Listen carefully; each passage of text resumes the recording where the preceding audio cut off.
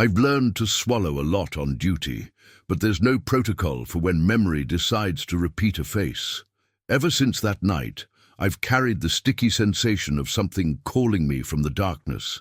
The same raised arm, the same wave, as if time had stopped and only I continued to walk in circles. My body reacts before the memory.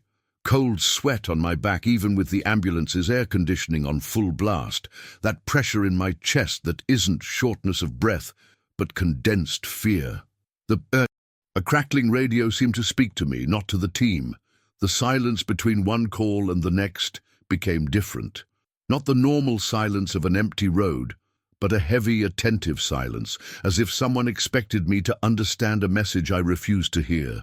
The images return broken, the blue glow spinning in the rearview mirror, the sweet metallic smell that remains after cracked rust, the hollow sound of my boots on the wet asphalt, and, in the middle of it all, him, standing, waving, calling to me as if he already knew me. I try to organize my memories, give names, times, license plates, but what remains is the same question throbbing, like a constant siren in the back of my head. Why was he always there? And why did I seem to be the only one who saw him? The answer never came. What did come was the first image that dragged me back. The siren cutting through the dawn, the fog swallowing the headlights, the asphalt breathing hot smoke, and his hand, raised, for the first time. If you've made it this far, it's because you felt the same chills I did, because deep down you also know that some stories have no explanation. But that doesn't mean they're not real. If you're the kind of person who doesn't settle for the obvious, who looks for that twist that no one saw coming, then you're already part of this. Here, every story is a scar. Every tale is a secret told in the dark, for those brave enough to listen. If this kind of hidden truth captivates you, gives you goosebumps, and leaves you thinking for days, so come and be part of this community that lives for stories like this. Subscribe to the channel now and like this video, because the next mystery might be even darker. There are things no one teaches in first aid courses. No one talks about what to do when life throws you for a loop and you need to keep smiling on the next shift. Being a first responder isn't just about knowing where to press, what to intubate, how to cut a seatbelt at the right speed. It's about learning to keep quiet inside while someone screams for help. And the truth is, after a while, we stop screaming too. Inside, everything becomes an echo. I can't remember the last time I slept through the night. Real sleep, I mean, without the radio playing in my head even when it's off, without the sound of sirens stitching together dreams, without waking up with my heart racing because I dreamed the stretcher was sliding off the ambulance. Some people think we get used to it. We don't. We adapt our bodies, but the mind takes revenge. It charges interest on everything you pretend you've forgotten. And I pretended so well. I pretended that boy didn't look me in the eye before he died. I pretended that holding his hand, feeling the warmth slowly drain away, didn't make me think of my brother, my father, myself. I pretended it was just another number, another occurrence, another file that would be entered into the system and disappear like all the others. But it remained. It remained in the smell of blood on the uniform, in the creak of the stretcher when no one else is around, in the damned curve in the road that still waits for me every now and then, like a breathing memory. There was a time when I found myself counting how many times I heard the phrase, "We're too late," as if it were our fault, as if we hadn't rushed across the city, weaving between cars, fighting with locked gates, loose dogs and unmarked streets. The anger began there. Not at the victim, but at the world, at the system that doesn't cooperate, at the bureaucracy that chokes, at the lack of infrastructure that swallows more lives than any crash. And after the anger came emptiness. I started dragging myself along, to eat, to answer messages, to leave the house on my days off. People stopped asking if I was okay, and I was grateful, because if they did, I might not be able to lie. I started avoiding mirrors, not because I saw the boy's face, but because I saw my own, and I no longer recognized anything there. There was a part of me that died in that accident, and the part that remained survived through stubbornness. Deep down, I know that what broke me wasn't losing a life. It was losing the certainty that I could save the next one.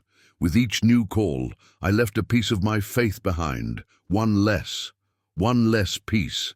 I started arriving at the scene already doubting myself. This is a silent poison. When you start to think that maybe it's better if the patient doesn't look you in the eye, because if they do, they'll see that you're trying to convince yourself that you can still make a difference. One day, a new supervisor suggested a team rotation.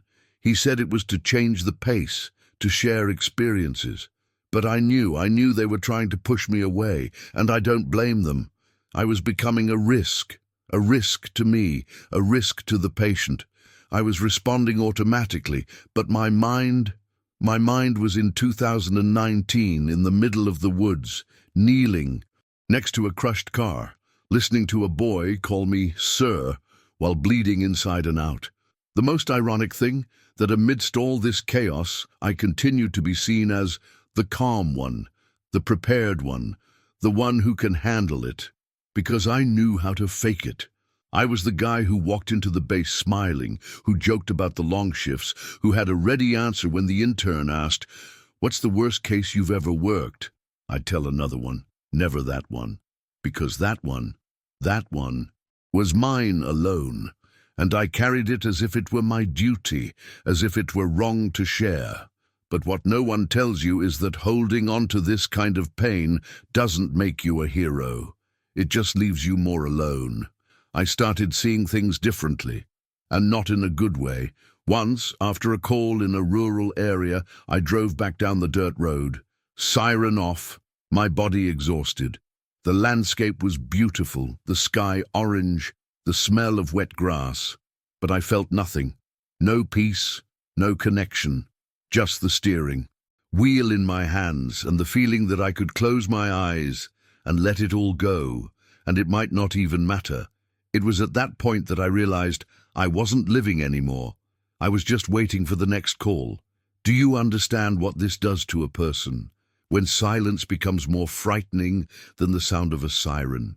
When the problem is no longer someone else's trauma, it's yours, which no one sees, no one acknowledges, because you are the one who helps, the one who resolves, the one who holds. But even those who hold on get tired. And if you think that was all, you're very wrong.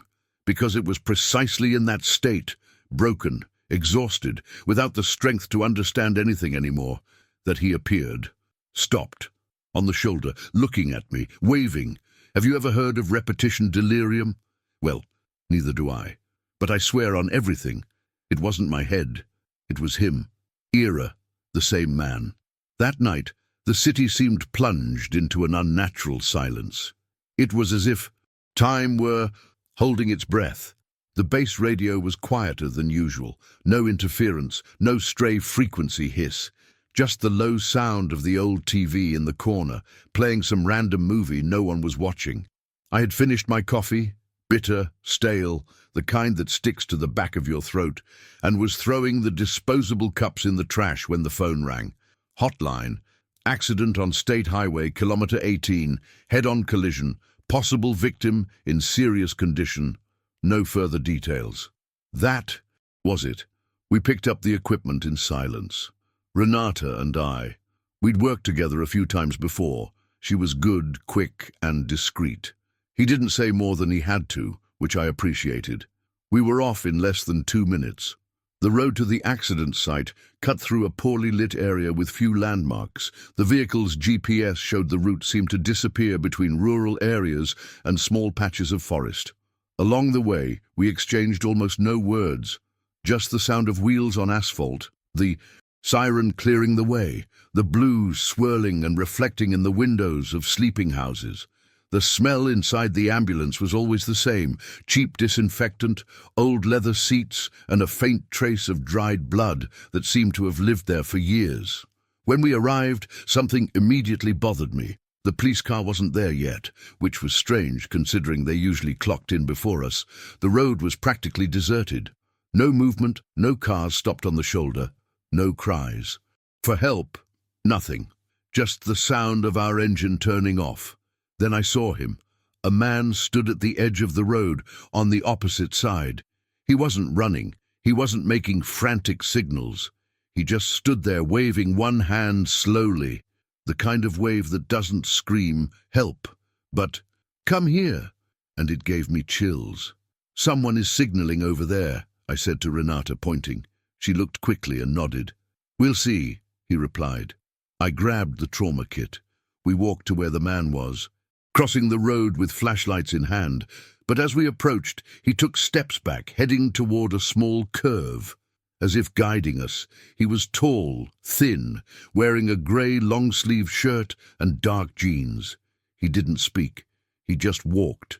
The beam from our flashlight occasionally illuminated a sliver of his face, but not enough to see clearly, and there was something strange about the way he walked, neither hurried nor calm, like someone who knows the way and is just waiting for others to arrive. As we rounded the bend, we saw the car, a silver sedan, partially overturned, its roof crumpled. A damaged wooden pole lay a few feet away. Shattered glass lay on the ground. The front of the car had sunk into a drainage ditch, making it difficult to see the interior. I ran to the driver's door, crouched down, and shined my flashlight inside. A man in his early 30s was restrained by his seatbelt, unconscious, his face turned to the side, blood dripping from his forehead. He was unresponsive to stimuli. I called Renata. We started the protocol. "There's a pulse, but it's weak," she said after checking the radial. "I need you to cut that belt. Let's get it out before he goes into shock," I said, pulling the pocket knife from my pocket. She reached for the neck brace as I began to free the body. At that moment, my instinct made me look back, for the man who had led us there. But he was no longer where he had been before, nowhere near the bend, not even in sight. "Where's the guy who called us?" I asked, trying to hide the uneasiness in my voice. Renata looked around. "I don't know. He didn't say anything, right?" "No. Maybe he left." But that didn't make sense. Nobody just leaves like that, especially if they were there helping. The least they could do would be to wait, explain, give a name.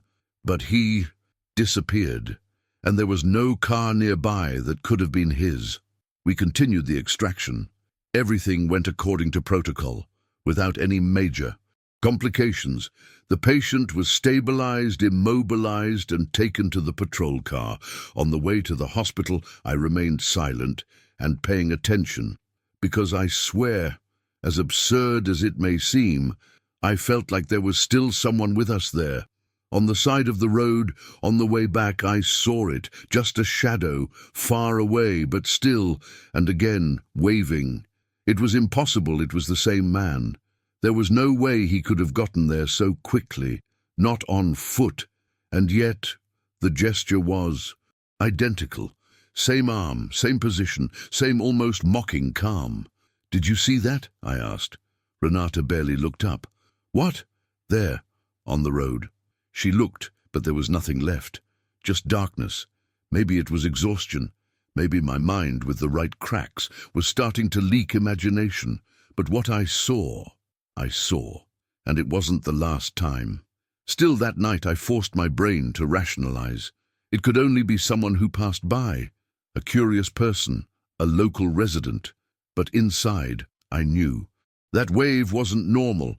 It was a calling, but it was still too early to understand what. 2 weeks have passed since that strange call. I tried to forget. I swear I did. I buried the episode in my routine, drowned it out between one occurrence and the next, piled on top of it the overtime, the late reports, the stale coffee, and the automatic jokes with the team. But no matter how much I pretended everything was fine, the image of that man waving kept appearing where it shouldn't. Sometimes in the reflection of the ambulance window, sometimes between the cars on the street, a flash, a shadow, the shadow of a gesture. But every time I looked closely, there was nothing there. It was exhaustion, I told myself.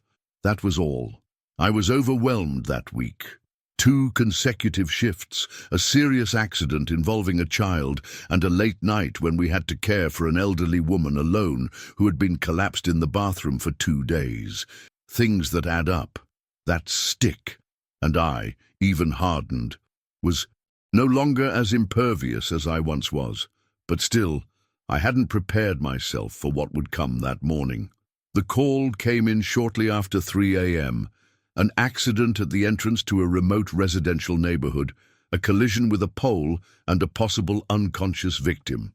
The kind of case that would normally involve a driver returning from a party, alcohol in the blood, and loud music. The crew was short-handed that night, so I went alone with Evandro, a new technician who was adapting to the night shift.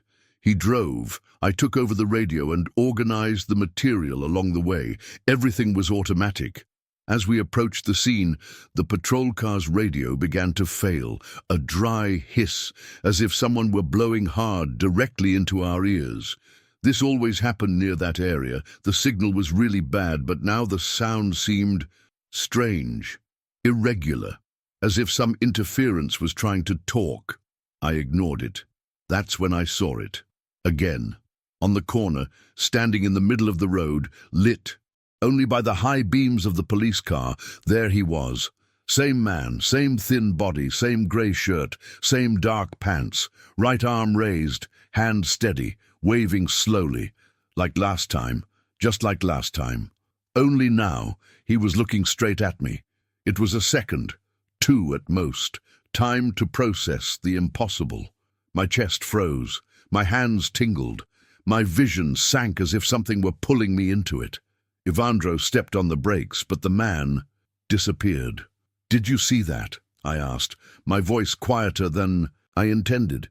"See what?" he replied, distracted, looking for some sign of the accident. "The guy in the middle of the street, he was right there." "Face? What face?" "Nothing. Leave it." Lie. Everything inside me screamed that I shouldn't let it go. But how could I explain it? How could I put into words something that, just remembering it, already seemed like a delusion? We got out of the police car. A few meters ahead, the car was leaning against a pole, its hood smoking. The windshield was shattered, the airbag deployed. The victim was unconscious, his face partially covered in blood. His legs were pinned under the dashboard. It was a young man. The scene froze me for a second. A strange sensation filled the air. A metallic, damp smell, mixed with something I'd never smelled before. It wasn't the normal accident odor. It was different, as if time had stopped there. Evandro began to open the kit.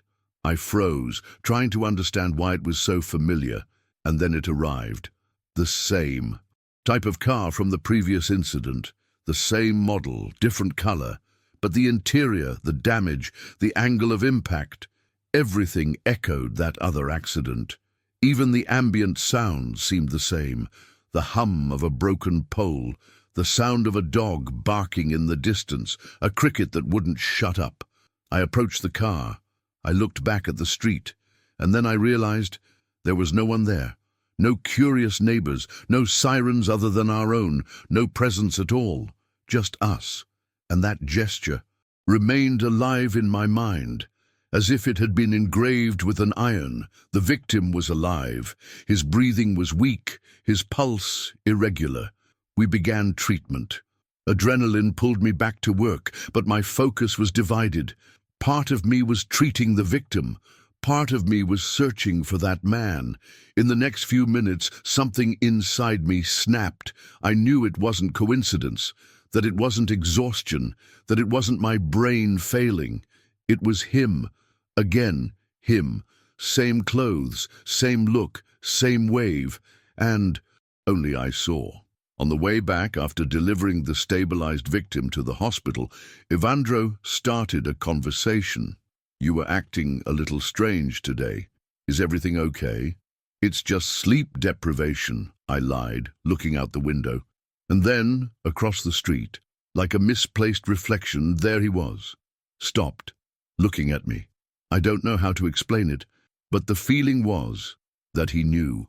I knew I was beginning to understand. I knew that was just the beginning.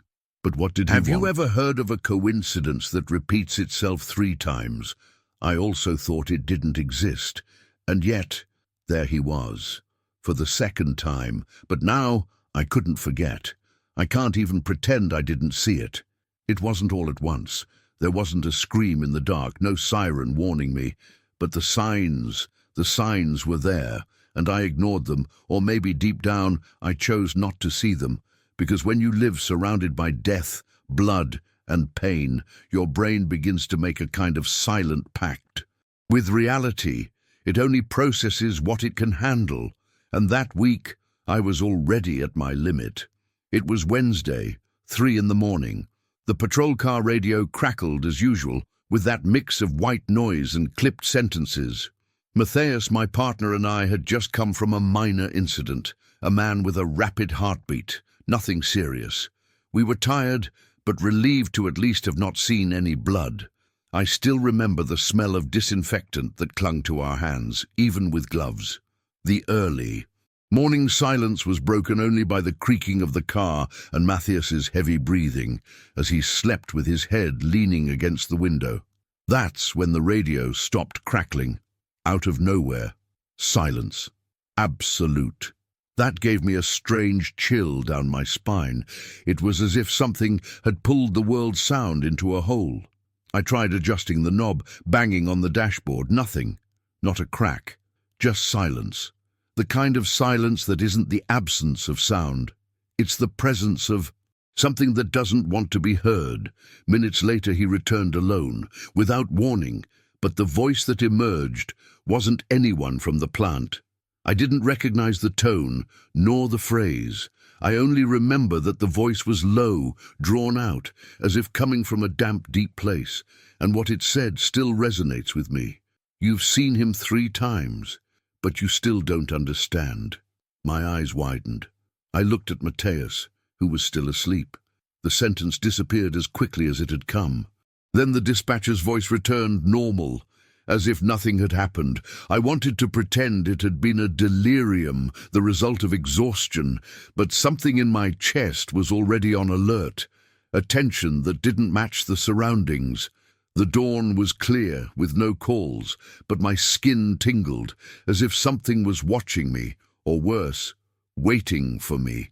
That same night, while washing my hands in a small support base, I noticed someone had left a uniform hanging in the locker next to mine. Nothing. Strange, except that the locker had been locked for months. No one wore it. And the strangest thing, in the pocket was an ID tag that matched the name of a first responder who had died 2 years earlier. Carlos. It was impossible.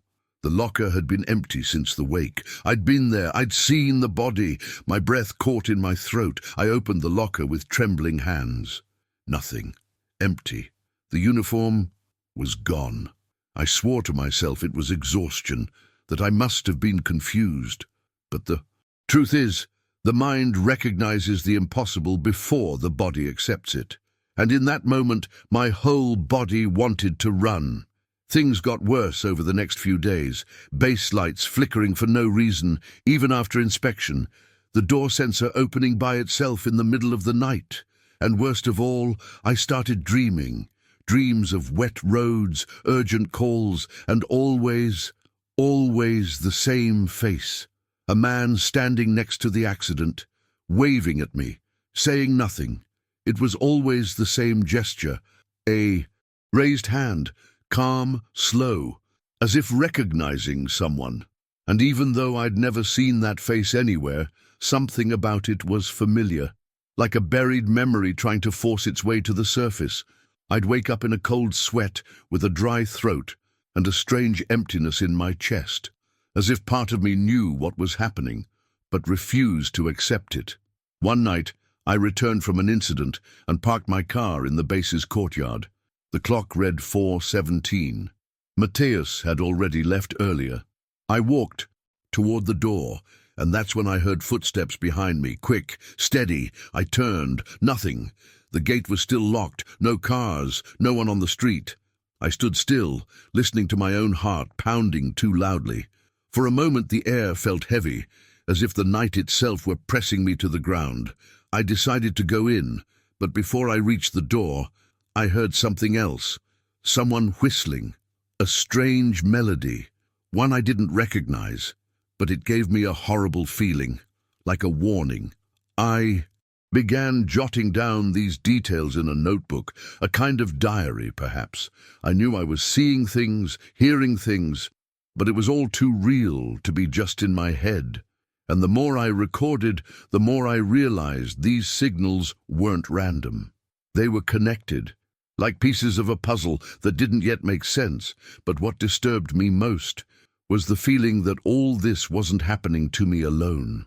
I started noticing strange looks from my colleagues, whispered conversations. One of them, Leandro, even said he'd also heard the radio talking to itself. He laughed afterward, trying to hide it, but the way he looked at me said something else. He was scared too. That night, sitting alone in the base mess hall, the fluorescent lights flickering overhead, I asked the question I perhaps should have asked all along. Was all that trying to warn me about something? What if the signs I had been ignoring weren't just echoes of a trauma, but the harbinger of something much bigger that I still didn't have the courage to face, because the silence was starting to speak too loudly. There comes a time when the mind tires of trying to justify the inexplicable, and I had reached that point. After the second accident, the second identical face, the same wave, the same silence, something inside me snapped. It wasn't despair, it wasn't panic. It was as if reality had taken a slight tilt to the side, almost imperceptible, but enough to make me understand. This wasn't normal, and I could no longer pretend it was. The next night before my shift, I sat in my car for almost an hour, engine off, staring into space.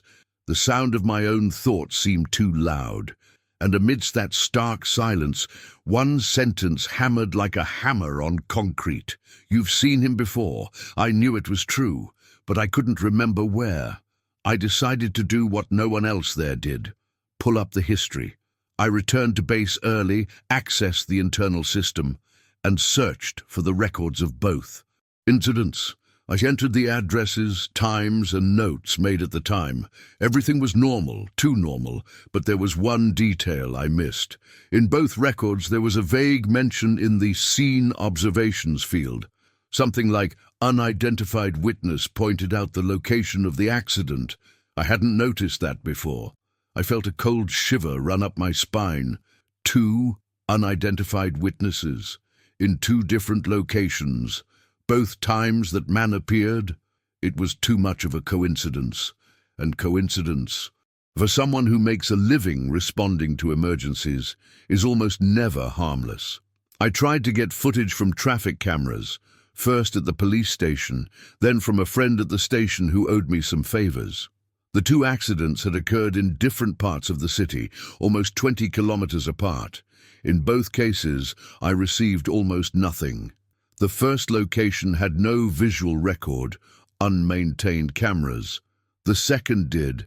I got a low-resolution video showing our ambulance arriving and nothing else. No human movement nearby, no figure, nothing to indicate anyone had been there before us. But I swear on all my sanity, he was there. I saw him. With the video paused, I zoomed in on the section just before the curve. I tweaked the contrast, the brightness, changed the night filter. Nothing. The place where the man should have been, the same place where I swore I'd seen him, was just a dark patch of brush and asphalt. I thought about telling someone. Leandro, perhaps, the only one, who had shown signs of being restless too. But something stopped me. An old, primal fear. The fear of speaking out loud about something that, until then, I seemed to have chosen. Just me, as if giving voice to it was the same as opening a door. And I didn't know what was behind it. I then began searching on my own. I spoke with residents near the second site. One man said he heard the crash, but that no one else was around. A young woman said she saw an ambulance parked for a few minutes. But that it didn't approach. When I asked her if she saw anyone outside the vehicle, she hesitated. She said she did see someone standing in the middle of the road, but that it appeared to be one of us. And when she blinked, he was no longer there. I asked her if she remembered the face. She thought, bit her lip, then shook her head. "I don't think it had a face," she muttered, and she went back inside, visibly shivering. I stood on her sidewalk for a while, feeling the gravity of it seep into my skin. No face, standing in the dark, and yet she saw it. Back at base, I decided to reopen old records of fatal accidents. I wanted to find a pattern. Same locations, same witness descriptions, but nothing quite matched. Until, by chance, or not, I found a cold case from 3 years ago, on a stretch of the same road as the first accident. Cause, head-on collision with death. The first responder was Carlos, the same one whose uniform I swore I'd seen weeks ago. The detail. The file contained a note that chilled me. A witness at the scene directed first responders to the victim, but left the scene before police arrived. Description: male, thin, calm, waving. The screen flickered before my eyes. I nodded calmly. Same description, same pattern, same signature. Only back then, it wasn't me who saw it. I closed the system, my heart racing, a buzzing in my head pressing down on me. I leaned against the table and took a deep breath. I felt a cold sweat on my back, a tightness in my stomach that wasn't hunger. It was swallowed dread. The truth was clear, naked, undeniable. That was happening before me. And maybe before Carlos, maybe years ago. But no one talked about it. No one crossed the lines. Because in our world, talking about things that can't be explained is signing a certificate of imbalance. No one wants to be the first responder who started seeing things. And no one wants to hear it either. It's easier to pretend it's fatigue, stress, pressure. But what if it isn't? What if what appeared to me was not a hallucination, nor a spiritual warning, nor a distorted memory? What if it is a presence, one that repeats a pattern, one that only appears when something is going to happen, or worse, when it already happened, and no one still understood what really happened? Maybe the next accident won't be just another one. Maybe it's the missing piece to complete this puzzle. But the question that really began to haunt me, the one I still didn't have the courage to face, was another. Why me? Why am I seeing what no one else sees? Have I been chosen, or have I been marked? The third call came at 4:23 a.m., an ungodly hour, seemingly neither day nor night.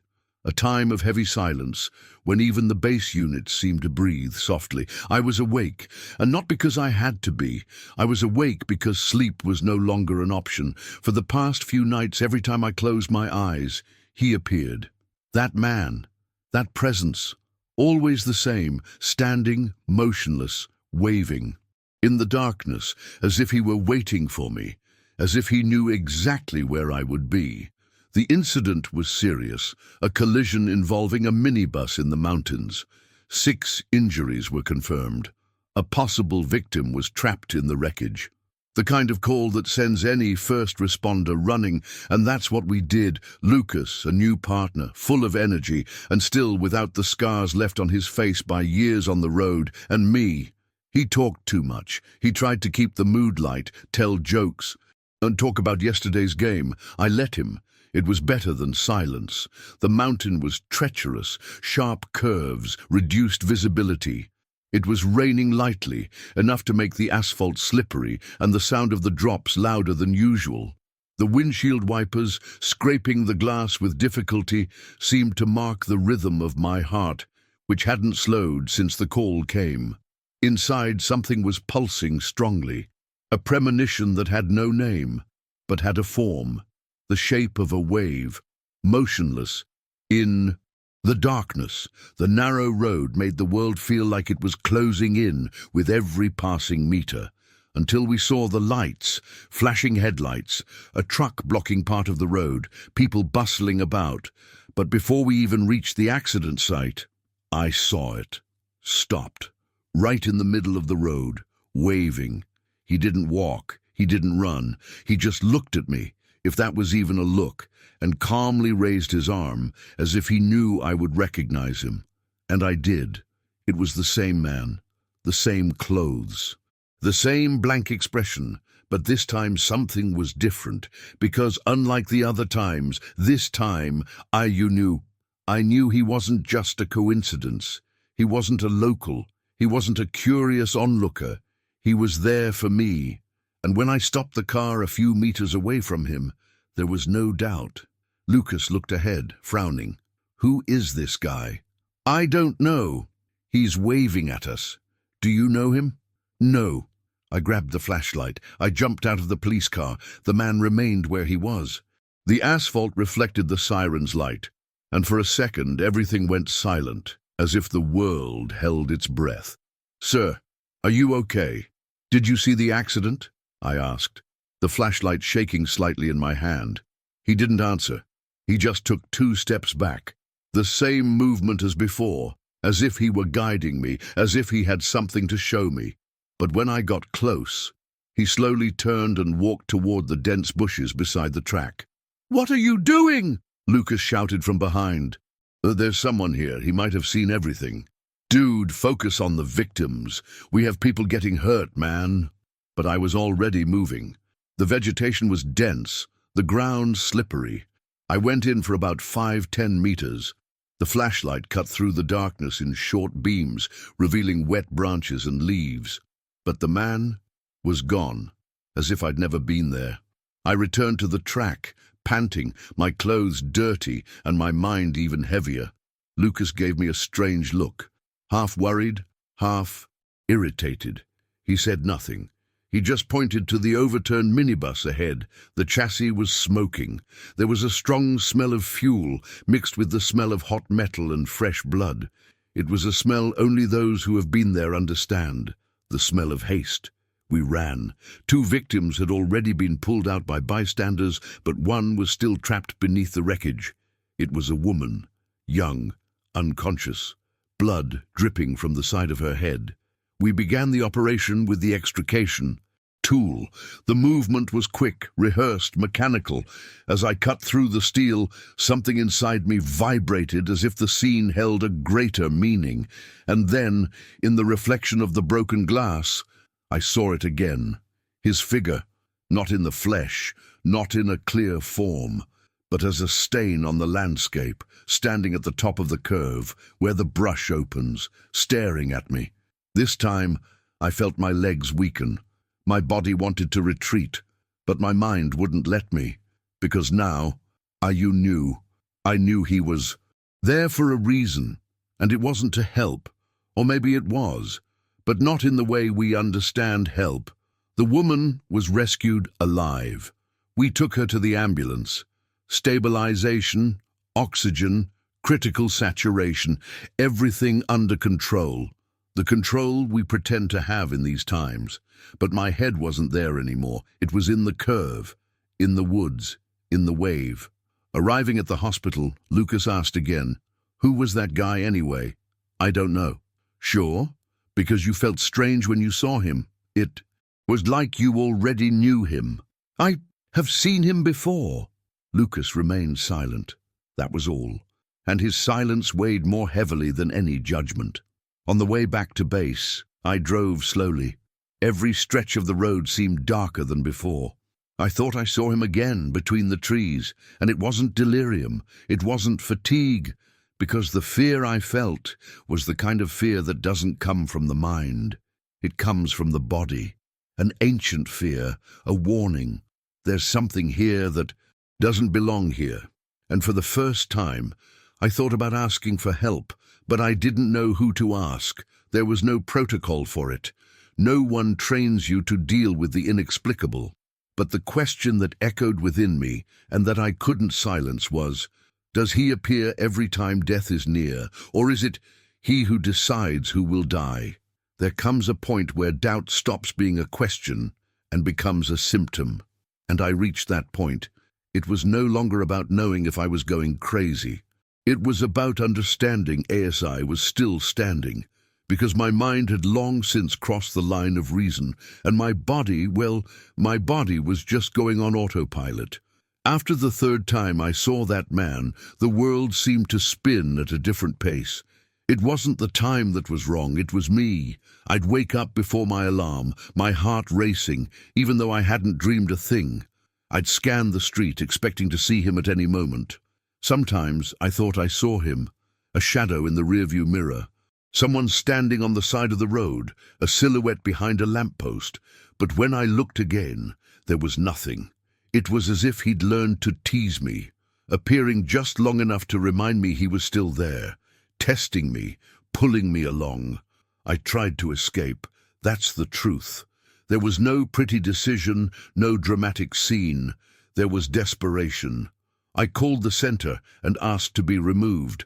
I mentioned medical issues, fatigue, stress. I used generic terms because I knew that any mention of what really was eating away at me, it would put me straight on the insane shelf. They gave me 5 days, and I ran away. I got in the car, threw some clothes into my backpack and drove aimlessly. I just wanted distance, not from people, but from that point in the road, from that damned curve, from that gaze that had no eyes.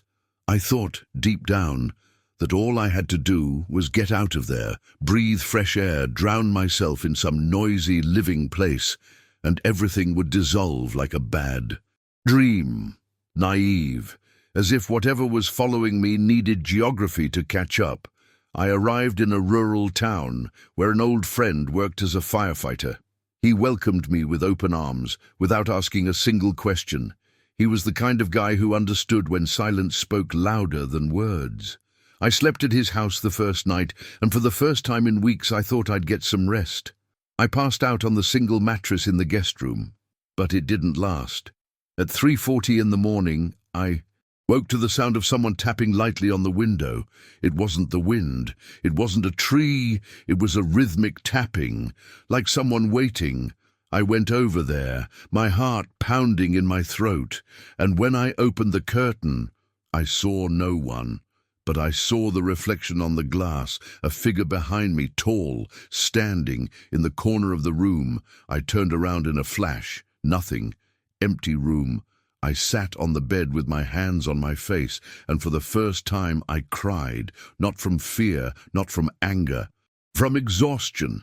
Because the worst thing there isn't seeing what no one else sees. It's knowing that no one else sees or see, that no one can confirm that you are not losing your mind. The next morning, I went to the town church. Not out of faith. I'd lost that years ago. I went because I needed to talk to someone outside my circle. The priest was an old man with a calm voice and hands that seemed made of stone. I told him part of the story, omitting the more insane details. I spoke of a presence that had followed me since an accident. He wasn't alarmed. He didn't even try to rationalize. He just looked at me and said, "Sometimes some souls refuse to leave because something is holding them back." "But why me?" I asked. "Why do you appear to me?" "Maybe because you're listening. The others don't hear anything anymore." I left there feeling lighter, but also more restless. That night, back at my friend's house, the sound came again. But this time it wasn't a knock. It was an ambulance siren, a real siren close by. And what stopped me in my tracks wasn't the sound. It was the fact that there was no ambulance in that city at that time. I went to the door, and he was there, standing at the gate, expressionless, motionless, waving. And then I understood. The escape had failed. I could change cities, beds, routines. But that wasn't external. Not anymore. It was within of me, in my skin, in my memories, in the details of the accidents, in the voices on the radio, in every siren that only I heard. There was nowhere left to run. The only way out was to go back on the road, to the scene, to my starting point. I didn't know what I'd find, but I knew that only by facing head-on what was following me would I have any chance of recovering the part of myself that was already disappearing. The next night I hit the road back. The sky was cloudy, the city was asleep. I drove without music, with no destination in sight, just the steering wheel in my hands and the certainty that this was where things needed to be resolved. And it was then that the radio turned off, hissed on its own, and someone, or something, said my name. Just my name. Returning wasn't an act of courage. It was pure desperation. It was either that or go completely insane. I no longer recognized myself in the mirror. The man staring back was worn, with sunken eyes, stubble, and the expression of someone carrying a secret too heavy to bear alone. And maybe that's exactly what it was. A secret. One that, until that moment, I hadn't realized I was keeping. I returned along the same road. I passed the same curves, wet asphalt, the smell of damp grass seeping through the cracks in the window. The radio remained off, out of caution, fear, or sheer denial. But it was no use. The hissing sound returned on its own, low, almost imperceptible, but unmistakable. Like a whisper you recognize even without understanding. The frequency grew stronger as I approached the curve. That curve, the place where I first saw the man, where it all began. I pulled over to the shoulder of the road. For some reason I couldn't explain, I got out and left my headlights on, as if I needed the light to hold back my fear. I stood for a few minutes, listening to the silence, that same thick, charged silence that seemed to vibrate in the air as if something were about to happen.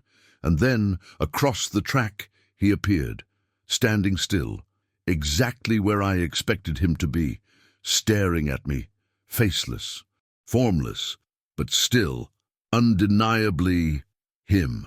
He didn't wave. He just watched me. This time I went to him, not running, not in a hurry, but with the calm of someone who knows there's nothing left to lose. With every step, I felt my body temperature fluctuate. Chills, nausea, and my ears were plugged. The flashlight trembled in my hand, but I didn't stop. When I got a few meters away, he turned his back and began walking toward the woods.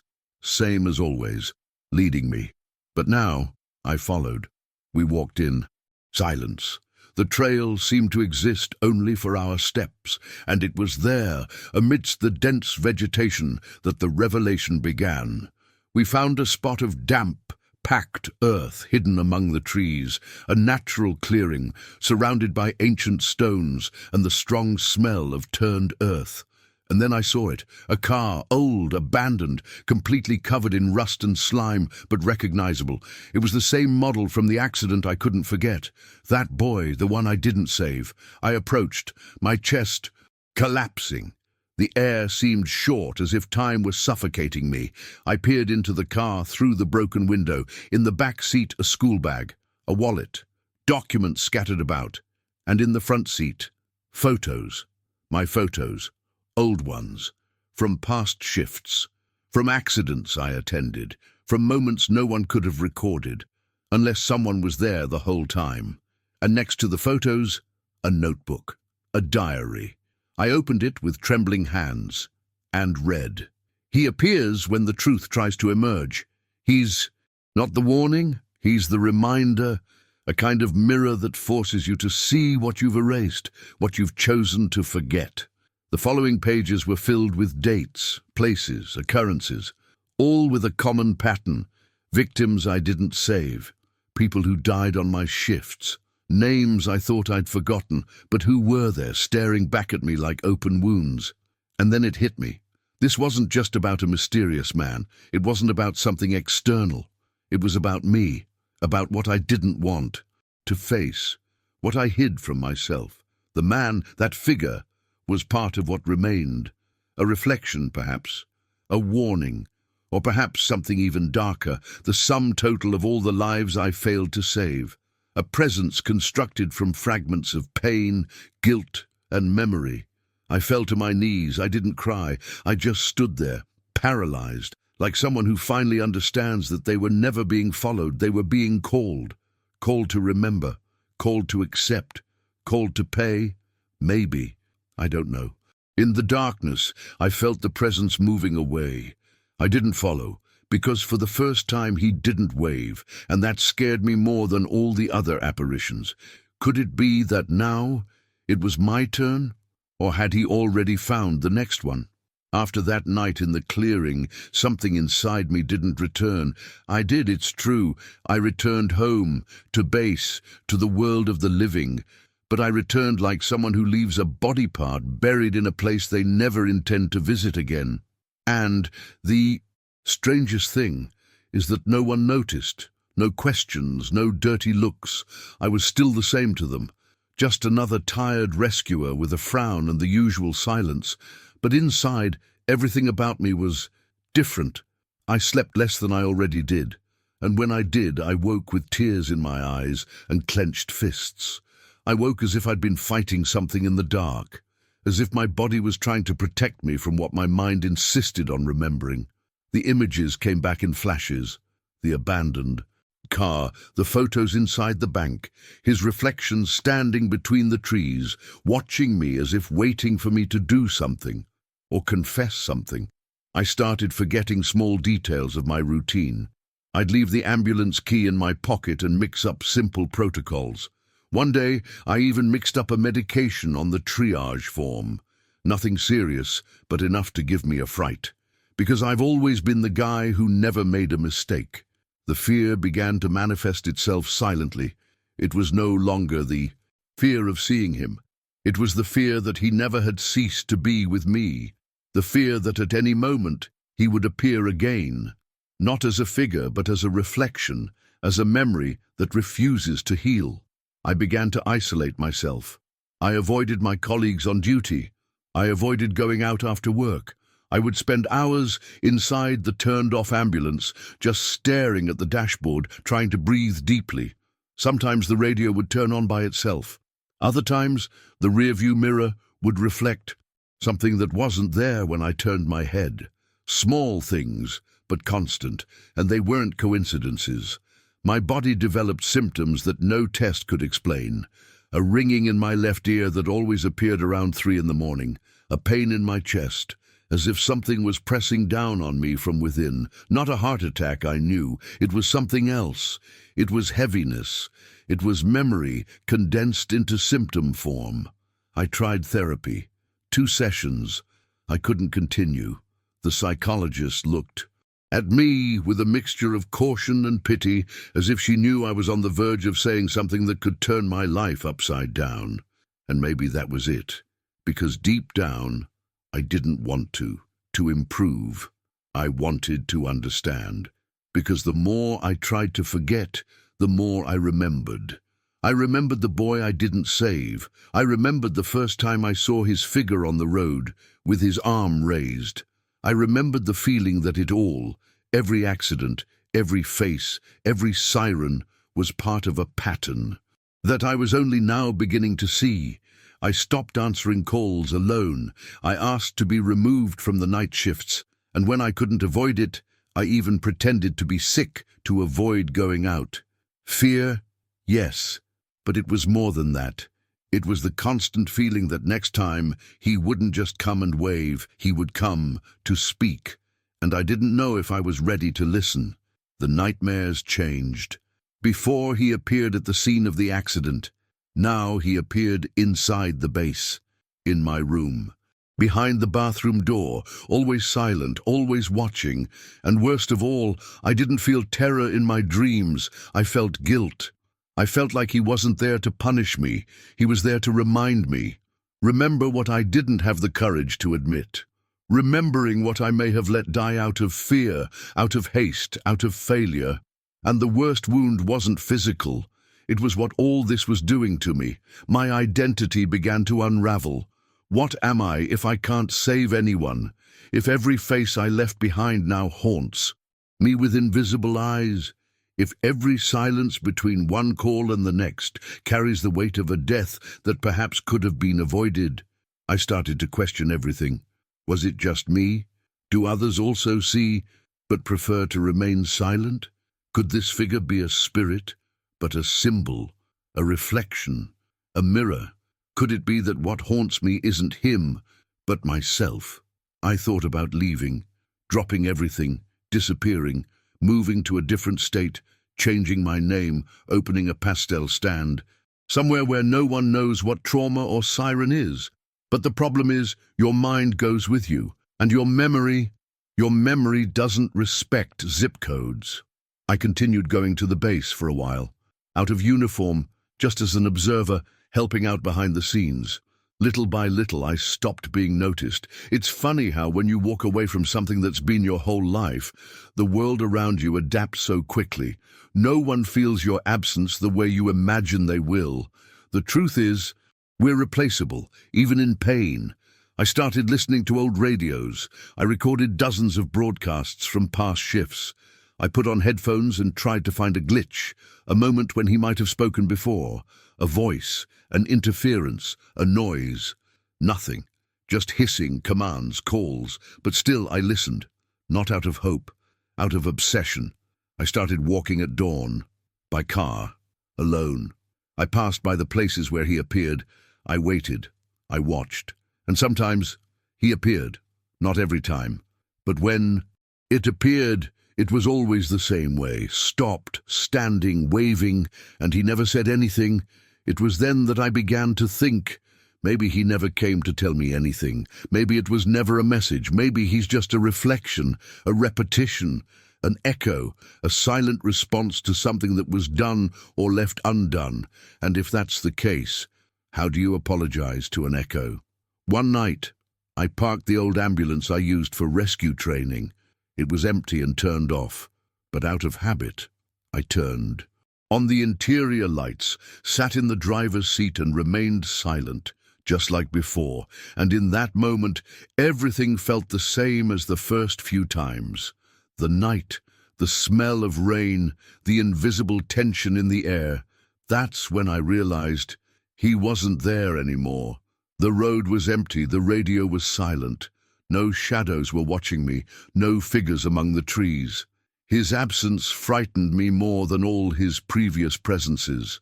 Have I finally been forgiven, or have I been forgotten? Or worse, replaced? Since that night I haven't seen him again, but I still dream. Dreams of roads that are too long, of screams that arrive before the crash, of looks that beg for help, and that remain on the threshold of what I can reach. Today, when I look in the mirror, I no longer see the man I once was. I see someone who carries a lot of things he's never said out loud, and maybe never will. And even now, as I tell this here, I'm not sure if I'm asking for understanding or forgiveness. The only thing I know is that somewhere, someone might be seeing the same figure I saw. Someone may be hearing the same hiss on the radio. And if this is happening to you, don't ignore it. Because sometimes what comes back is not what you lost. It's what you tried to hide. And the question that haunts me night after night still remains, did he appear to me, or has it always been with me? If at any point in this story you felt a chill down your spine, identified with a feeling, or saw something you didn't even know was there, then this journey has already served an important purpose. Stories like this aren't just entertainment. They move us, make us think, remember, and feel. And when you like the video, comment and subscribe, you help this kind of experience reach others who also need to feel what you felt here. Write the word "here" in the comments presence, just so I know you made it to the end, and that this story stayed with you too. Now, get ready, because the next video on the screen will take you even deeper. The story is more intense, the mystery goes deeper, and the twist could completely change the way you see reality. Trust me, you won't want to stop here.